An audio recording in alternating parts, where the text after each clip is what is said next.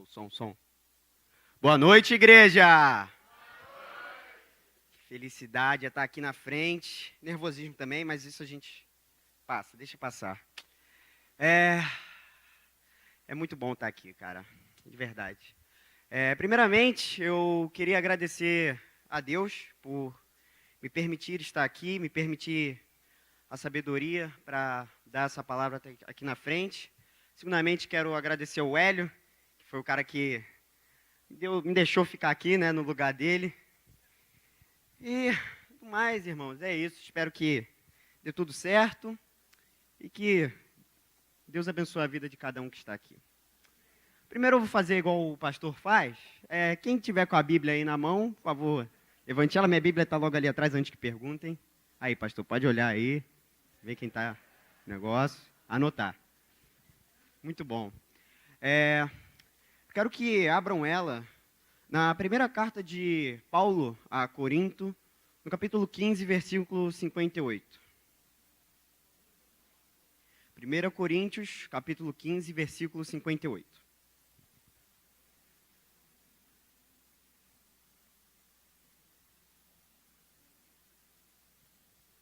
Eu vou ler aqui e vocês acompanham ainda as suas Bíblias.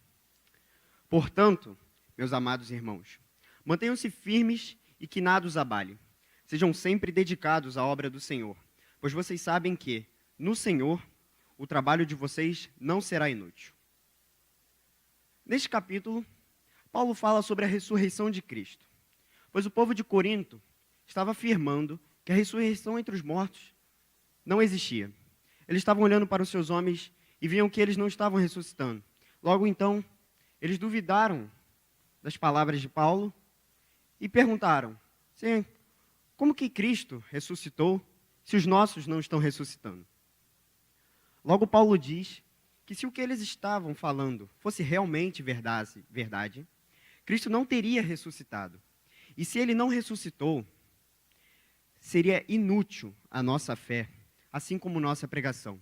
Se Cristo não tivesse vencido a morte, como aqueles irmãos estavam dizendo, tudo que estamos fazendo aqui, pregando, falando, nossa fé seria inútil, porque Cristo não venceu a morte.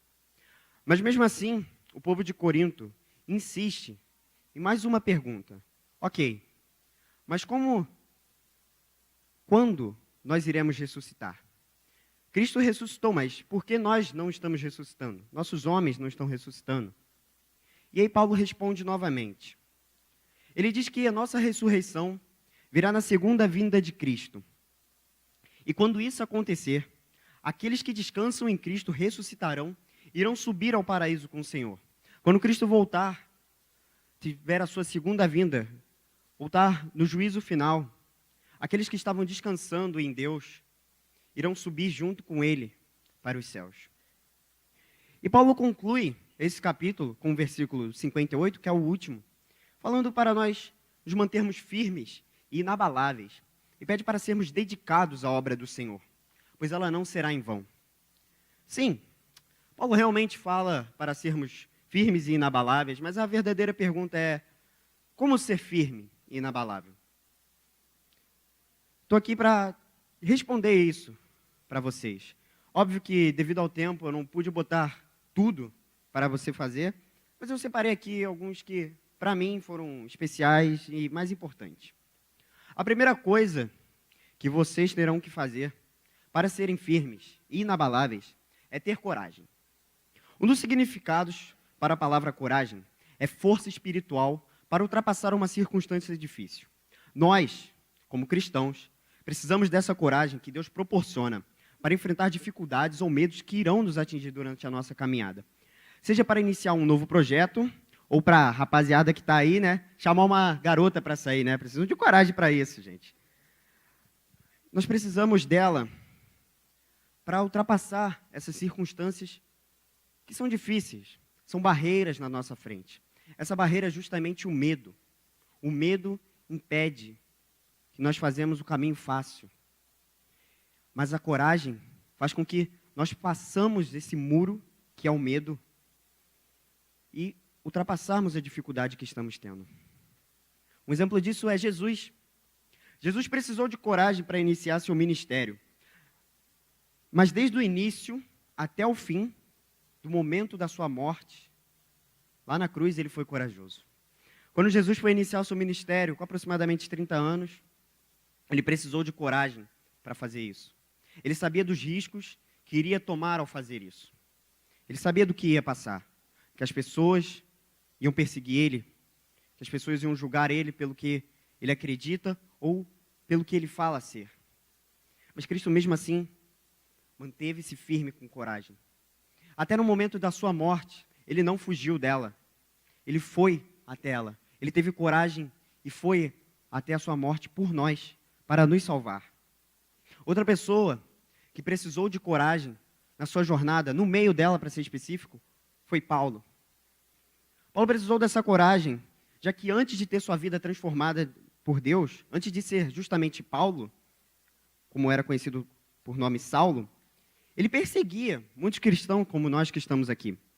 Ele nos maltratava, nos machucava.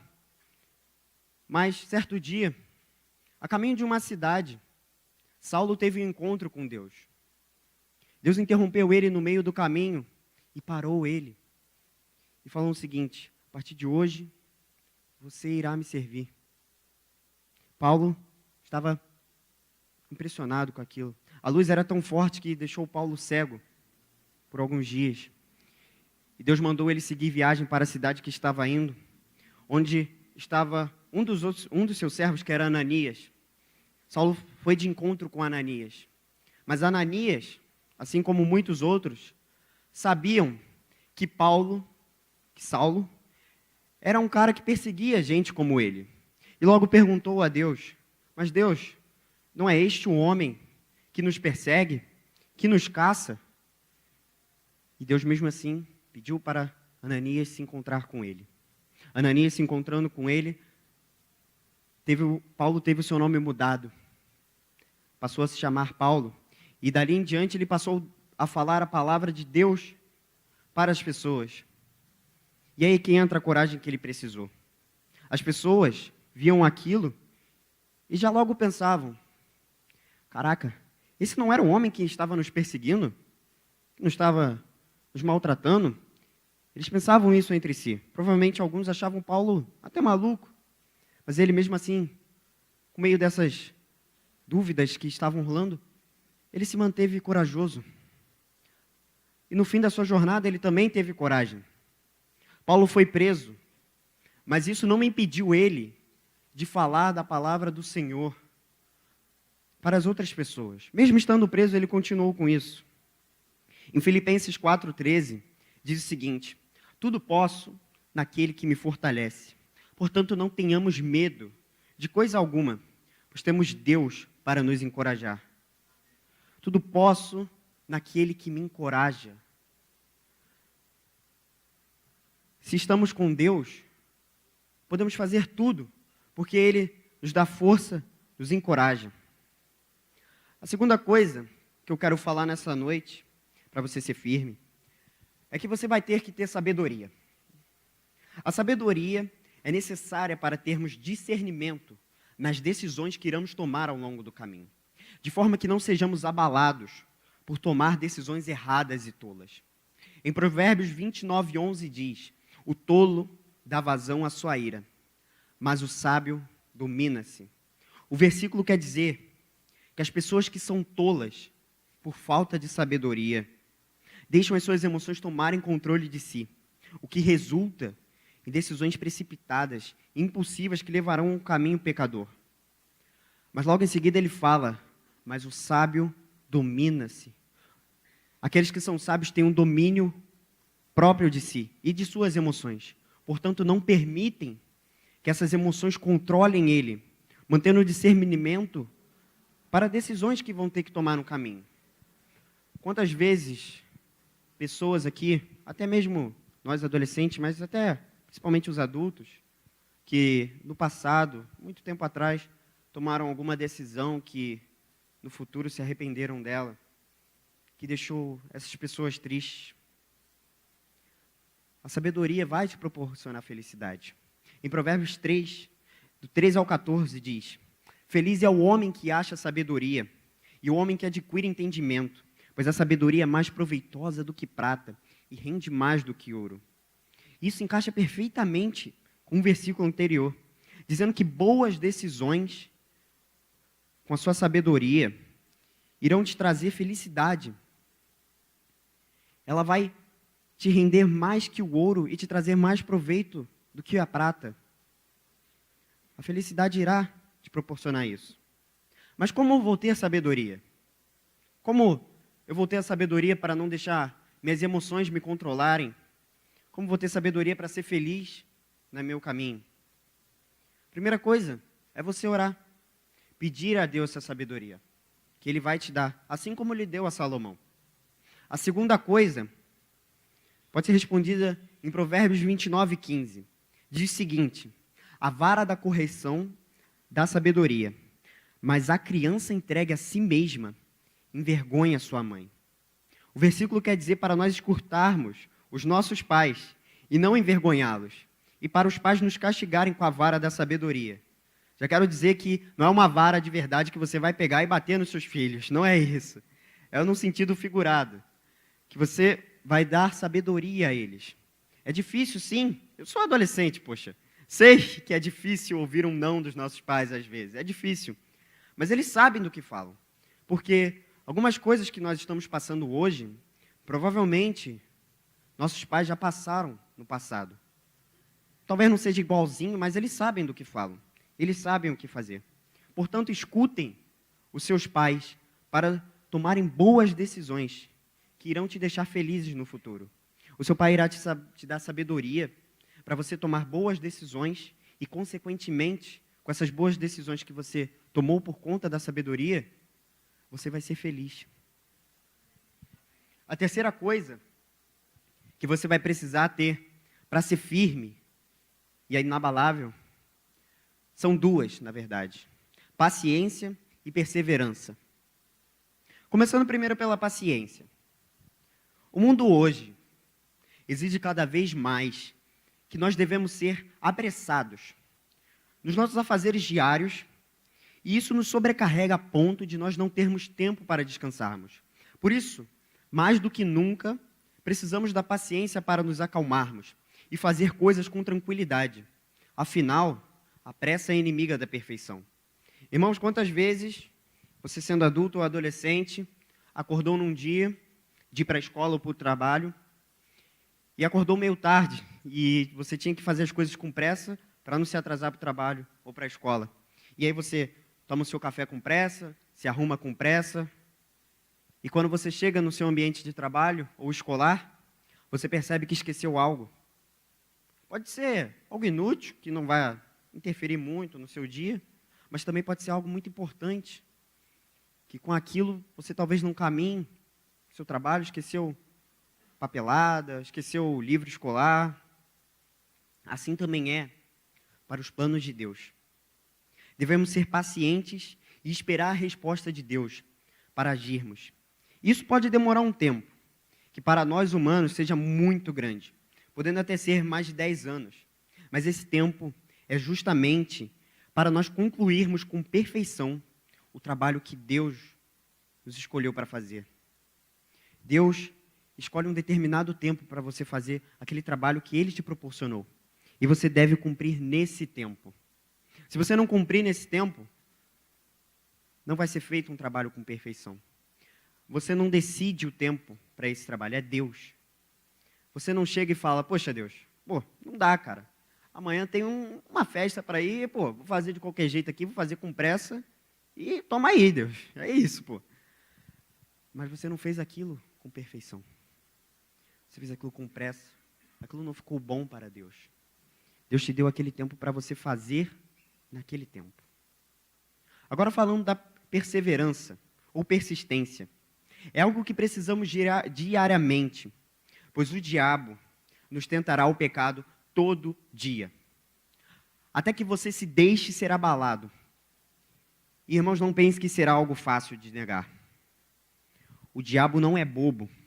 Ele irá te tentar com o melhor que ele tem. O diabo sabe do que ele faz. Ele não é um ser burro, bobo. Ele sabe do que ele faz. Ele vai te tentar com o melhor que ele tem. Ele vai tocar no seu ponto mais fraco. Quando você está mais fraco, ele vai lá e te proporcionar o melhor para você. É como se você tivesse na sua frente alguma comida que você gosta muito. Pode ser um salgado, um bolo, do que você gostar. E você olha para aquilo e está com uma cara extremamente boa. Está com uma cara bonita, gostosa. Mas você come aquilo sem perceber. Come aquilo de vez, sem perceber. E quando você percebe, já é tarde demais. Porque aquilo que você comeu, aquilo que estava com uma cara bonita e o que você mais gostava, estava podre, estava estragado por dentro. E você nem percebeu. Consequentemente, você vai ter uma dor de barriga em alguns dias. Assim é com a tentação do diabo. Ele vai nos tentar com o melhor que ele tem, com uma coisa bonita. Ele vai nos tentar com algo que vai nos deixar impressionado, que você vai olhar para aquilo e você vai falar: é isso que eu preciso, é isso que vai me salvar. E aí você aceita isso, e quando você percebe, você já caiu no erro. Aquilo pode gerar uma consequência muito ruim para você, que possivelmente você não irá conseguir resolvê-la. Talvez até consiga, mas você já caiu no erro. Uma pessoa na Bíblia que é exemplo de perseverança e paciência é Jó. Ele era um dos homens mais ricos da região. Ele era cheio de animais, tinha uma ótima família e era cheio de riquezas. Certo dia, Satanás teve um encontro com Deus, se encontrou com Deus. E Deus falou para Satanás: veja, este é o meu servo fiel. Mas Satanás foi e falou o seguinte: pô, cara, esse cara aí só é fiel a tu porque ele tem muita riqueza, tem muitos animais. Se ele não tivesse isso, ele já teria largado você de mão. E com a permissão de Deus, Satanás foi e tocou na vida de Jó. Ele foi e tirou muito do que Jó tinha. Ele tirou toda a sua riqueza. Ele tirou todos os seus animais. E ele tirou os seus filhos de Jó. Mas mesmo assim, Jó se manteve perseverante em Deus. E, novamente, outro dia, Satanás se encontrou com Deus. E nesse dia, Deus falou o seguinte: veja, meu servo perdeu tudo, você tirou tudo dele, mas mesmo assim ele se mantém fiel. E Satanás foi e novamente falou o seguinte: pô, cara, esse cara aí só confia em tu, só está com você porque está com saúde. Se ele não tivesse com saúde, já teria te largado. E novamente, Deus deu permissão para Satanás para tocar na vida dele sem o matá-lo. E Satanás fez isso. A Bíblia cita que Satanás assolou Jó da cabeça aos pés com uma doença. Passado alguns dias, a esposa de Jó chamou ele de maluco por continuar com Deus. Ela falou que ele era doido de continuar com isso e que Deus já tinha deixado ele de mão. Deus não queria mais saber dele. Era isso que ela estava falando. E assim será conosco. Muitas vezes, nos momentos de dificuldade, as pessoas vão chegar e vão falar para você: cara, Deus te abandonou. Deus não quer mais saber de você. Elas vão querer falar isso para você. Elas vão querer te convencer de que Ele te abandonou. Mas, na verdade, Deus nunca nos abandonará. No final dessa história, Jó, se mantendo perseverante em Deus, ele recebeu tudo de volta. E mais um pouco.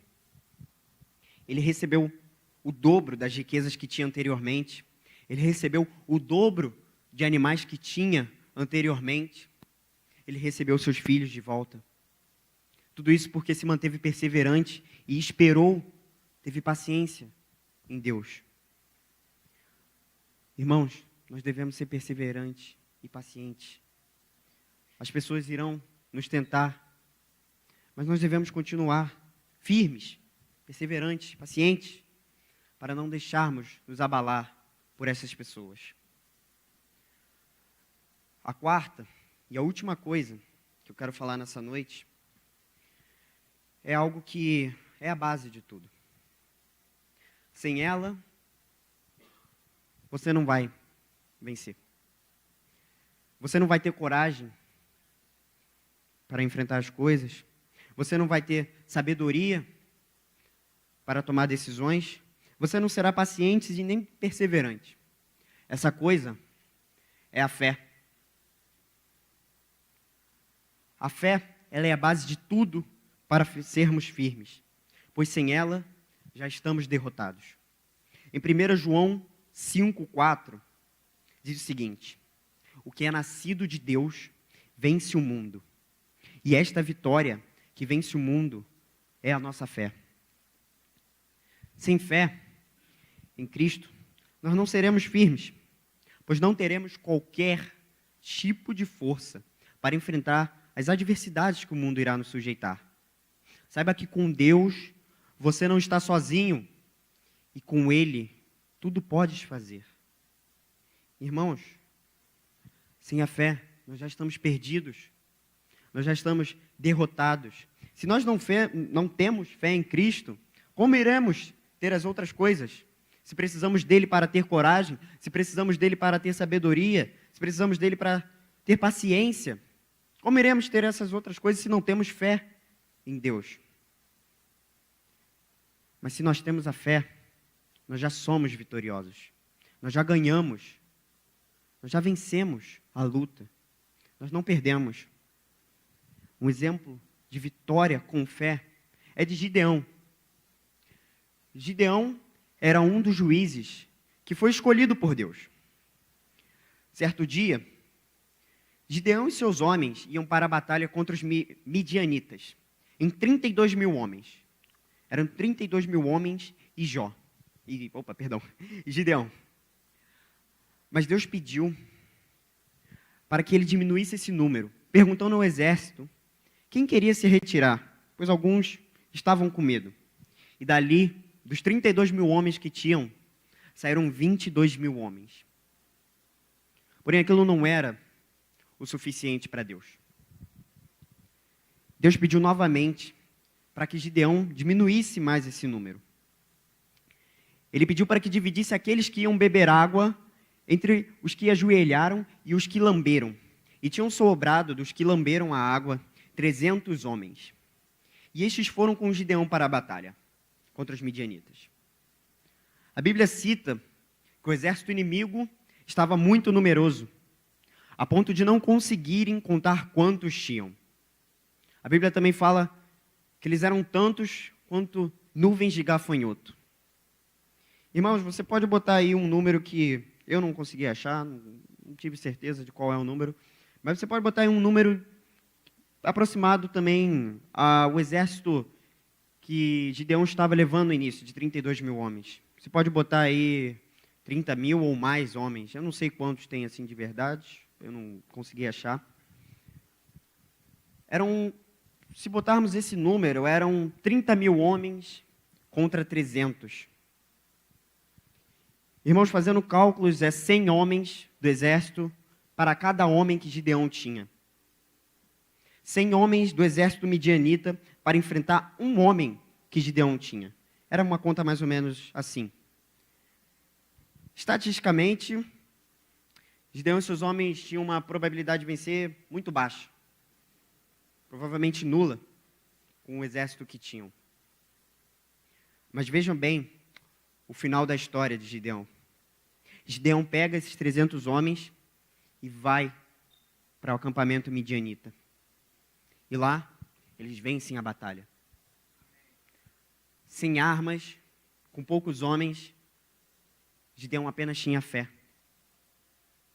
Deus botou aqueles homens midianitas contra si mesmos. e venceram a batalha com isso.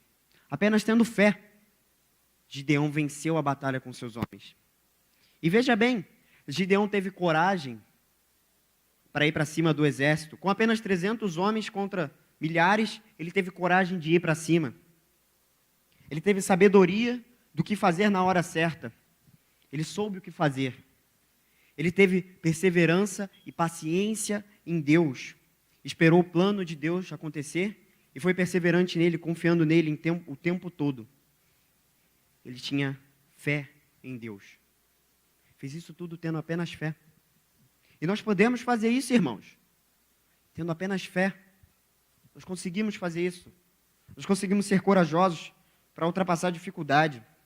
Nós conseguimos ser sábios para tomarmos boas decisões.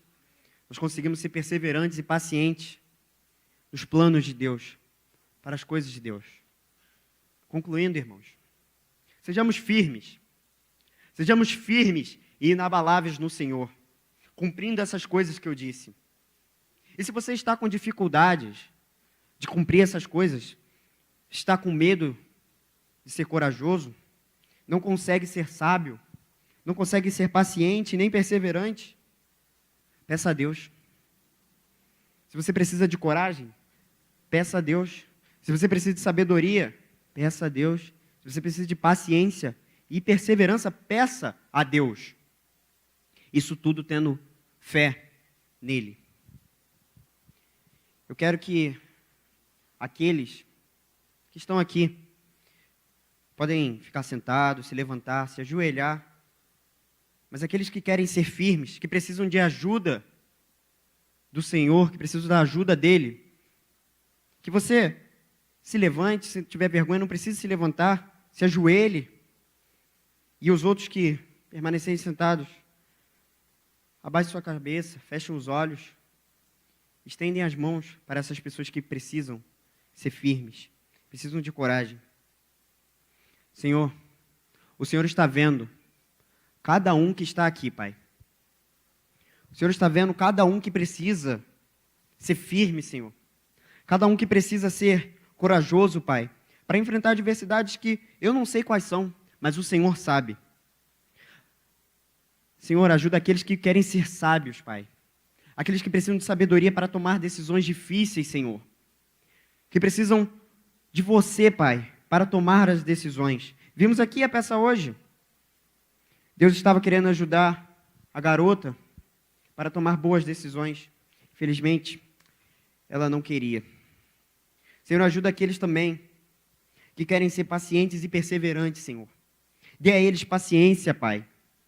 Faça com que eles sejam perseverantes, Senhor. Pois todos esses servos que estão aqui, Pai, eles têm fé em você, Senhor. Abençoa cada um que está aqui. Abençoa a vida de cada um que está aqui, Pai. É isso que eu te peço, te agradeço. Em nome de Jesus, amém. E é isso. Muito obrigado.